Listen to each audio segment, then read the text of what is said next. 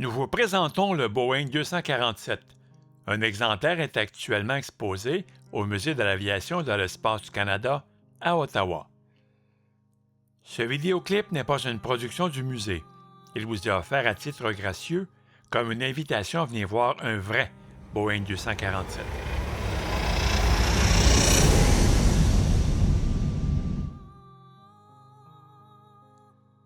Le Boeing modèle 247 fut un des premiers avions de transport à intégrer pleinement des avancées technologiques, comme la construction tout métal d'une structure semi-monocoque, une aile porte-à-faux et un train d'atterrissage rétractable.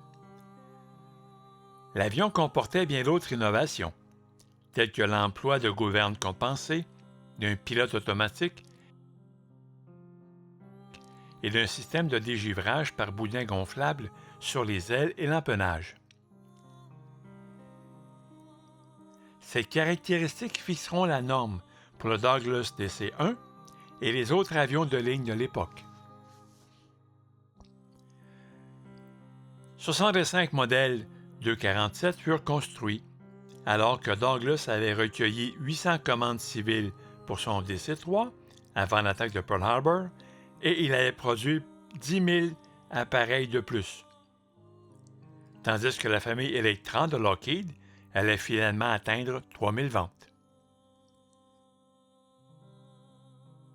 Le 247 était capable de traverser les États-Unis d'une côte à l'autre en 8 heures de moins que tous ses prédécesseurs, comme le trimoteur Ford ou le Curtiss Condor.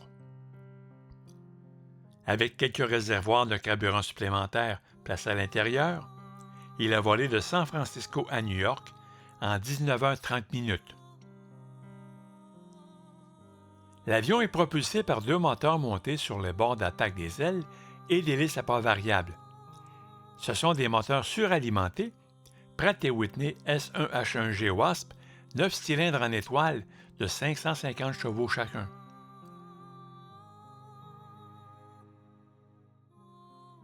Le train d'atterrissage principal ne se rétracte pas complètement. Une partie des roues demeure visible. C'est supposé réduire les dommages structurels lors d'un atterrissage sur le ventre. Voici le radiogonomètre qui permet d'aligner l'avion sur un émetteur placé à l'aéroport, un peu comme la lumière d'un phare qui guide les bateaux.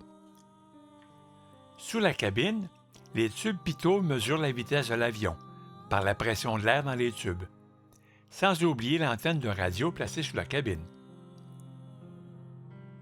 Boeing était déjà soucieux de la sécurité de ses machines, mais aussi travaillant au confort dont profitaient les passagers et l'équipage.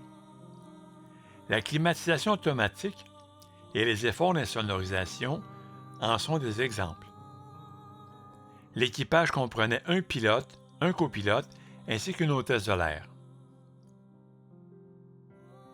Cet appareil est un don fait au musée en 1967 par la California Standard Oil de l'Alberta. Informations techniques. Envergure 22 mètres, longueur 16 mètres, hauteur 4 mètres, poids à vide 4000 kg, poids pleine charge 6000 kg, vitesse de croisière 300 km/h, vitesse de montée 350 mètres par minute, plafond pratique 8000 mètres, autonomie 1300 km, motorisation, deux moteurs Pratt & Whitney S1H1G Wasp, 9 cylindres en étoile de 550 chevaux chacun.